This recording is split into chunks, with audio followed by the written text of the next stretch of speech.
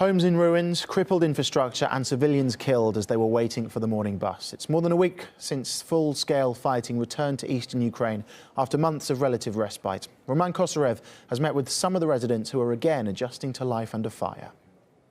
The humanitarian situation in towns located along the front line has reached a critical level. Civilian areas and city infrastructure is still being shelled as the result of the conflict, and civilians are forced to hide in the basements every time they hear artillery. In Gorlovka, more than 100 people have been killed by shelling in a little over a week, and 317 are wounded. Artillery strikes also damaged 15 schools, a dozen kindergartens and several hospitals. I'm 63 years old and I have always worked for my country, but now I feel like I've been discarded like a worn-out glove. I used to be happy about life, but now there is nothing to be happy about. Town's repair technicians are working around the clock to bring essential services back to life. The families of these men have an added burden to just fearing for their own lives. The task here is to get the electricity and heating back on in the shortest time possible after the shelling. We had just raised the crane when the mortar rounds started striking the area.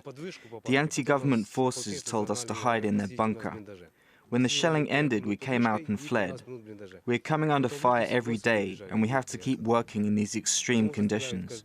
The war is certainly affecting everyone, but it's not only the wounded civilians that need urgent medical help. It's also patients with serious illnesses who lack necessary treatment and need near 24/7 medical care. Kidney dialysis is literally a lifesaver.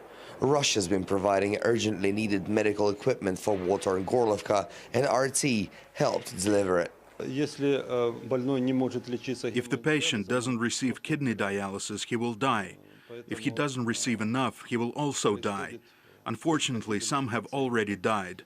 The lack of necessary materials for kidney dialysis is our main problem.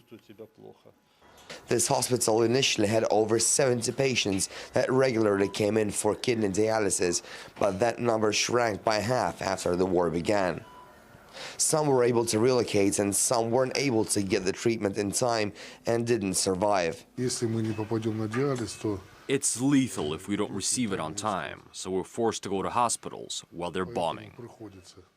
There are at least 40 people here in Gorlovka that need kidney dialysis treatment at least 3 times a week. If they don't receive it on time, they will die. However, the road to the hospital itself is also very dangerous as the town comes under constant artillery shelling. So the trip to the hospital becomes a double attempt at survival for the patients. Roman Kosarev, RT, Donetsk.